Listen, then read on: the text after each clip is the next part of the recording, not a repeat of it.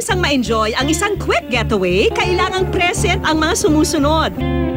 Isang beach na hindi hard to reach. Mga local delicacy na sa panlasa ay kikiliti. At magagandang view ng nature para sa feel-good adventure. Tunog bakasyong enggrande, di ba? Ito ang good news na hatid namin sa inyo. Kasama ang kapuso nating nag-uumapaw ng good vibes na si Divine. Bani, Pangasinan! Binubuo ng 27 barangay, ang Bani sa Pangasinan ay bahagi ng probinsya ng Zambales noong panahon ng mga Kastila. Naging saklaw na ito ng Pangasinan nang dumating ang mga Amerikano. Pinalilibutan ng Tambak Bay at West Philippine Sea, isa sa ipinagmamalaki ng Bani ang nagagandahang beaches na unti-unti nang nakikilala ng mga turista. 30 minuto ang layo mula sa town proper, pwede nyo nang bisitahin ang Surip Beach. Malinaw na tubig at naglalakihang rock formations.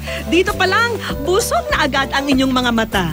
May time kayo, pwede kayong mag-island hopping and mag-chill, relax.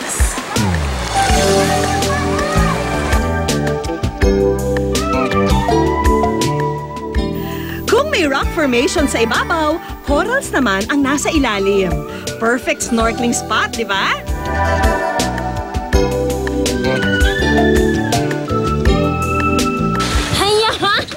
Tapos na akong mag-enjoy dito sa Surip Beach.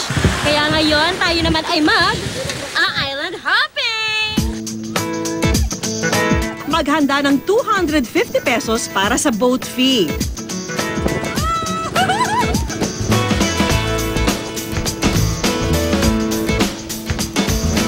Nandito na tayo ngayon sa ating pangalawang beach destination.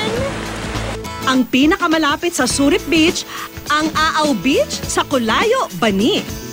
More or less 20 minutes, 20 minutes ay naka-arrive na tayo dito sa Aaw Island, dito sa Pangasinan. Aha! Isa sa mga sikat na isla ng Pangasinan, hindi raw pwede mawala ang Aaw Beach sa itinerary ng mga turistang galing Bolinao. Tignan nyo naman at iba't ibang shades of blue na match sa white sand. Ito yung drinking dragon ng Aaw. May local photographers po dito sa amin. And then, yun, sa pag-shoot niya, napansin niya na parang yung hugis dragon na umiinom. Sa ganda nga ng lugar, hindi ka rin makakapigil sa kaka-photo-op.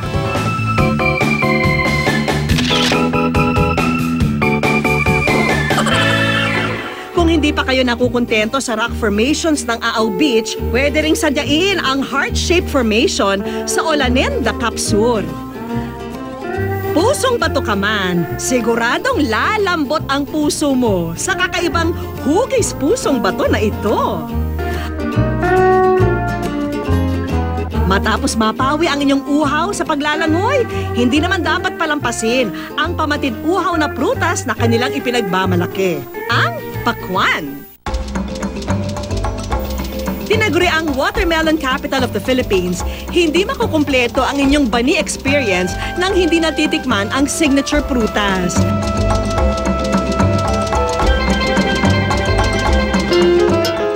Dahil sagana sa pakwan ng Bani, tuwing Enero nila ipinagdiriwang ang Pakwan Festival ng 1 linggo.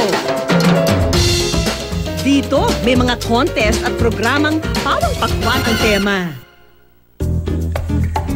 Dito sa farm na aming pinuntahan sa Barangay Arwas, mayroong 2 variety ng pakwang ibinibida, ang Kaneko at Siamese.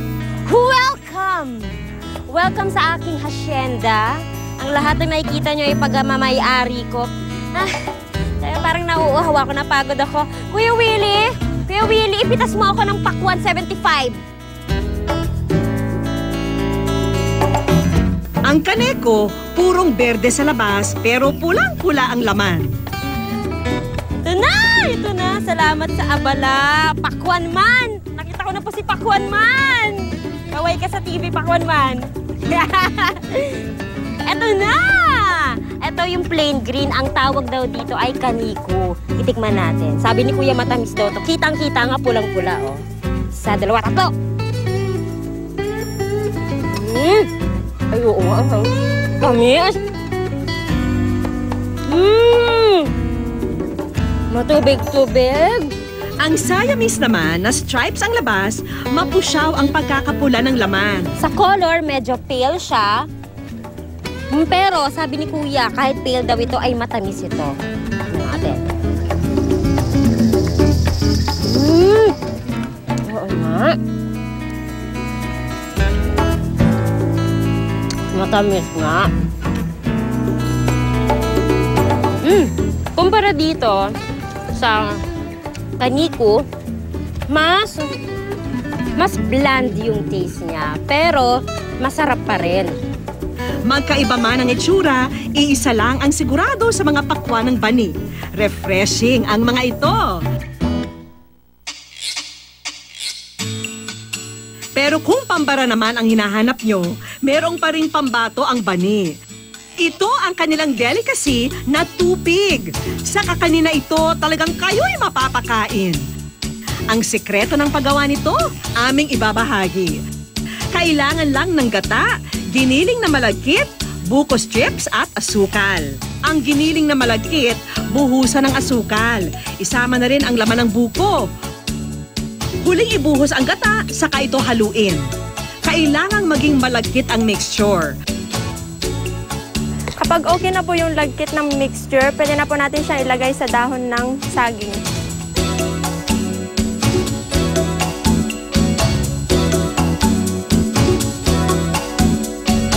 Pagkalagay sa dahon ng saging, iihawin lang ito.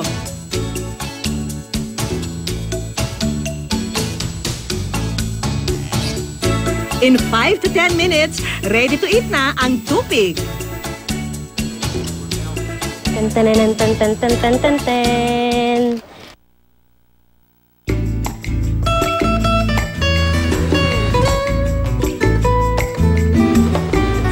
Itong tupig na to, pagkakatimpla hindi matamis. At saka lasang-lasa mo yung ingredients, yung buko, yung harina, yung gatas. Kaya creamy din siya.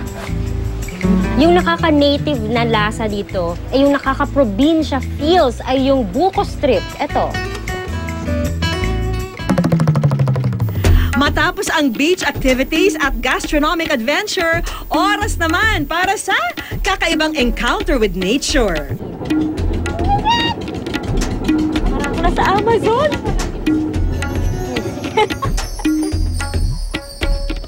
Bago tuluyang lumubog ang araw, ito ang perfect way to end your day. Ang bird watching sa Bangrin Marine Protected Area. Sa halagang 30 pesos per head at 1,500 pesos na boat rental, pwede nang puntahan ang famous tourist spot ng Bani na pinalilibutan ng 20 mangrove species. Sa mga mangrove nakatira at dumadapo ang mga local at migratory birds na may 122 species. Siyempre, ayun ang laki. Oo, di ba pala yung feeling kapag nagkakaroon ka ng close encounter sa mga hayop? Sobrang peaceful dito. Sa relaxing at peaceful activity na ito, siguradong tunaw ang stress nyo. Hindi na kailangang bumiyahe ng malayo para maka-experience ng kakaiba at bago.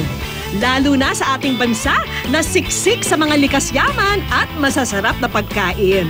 Bawat bakasyon ay unforgettable kung maituturing. At ito na nga ang napatunayan ng Bani, Pangasinan.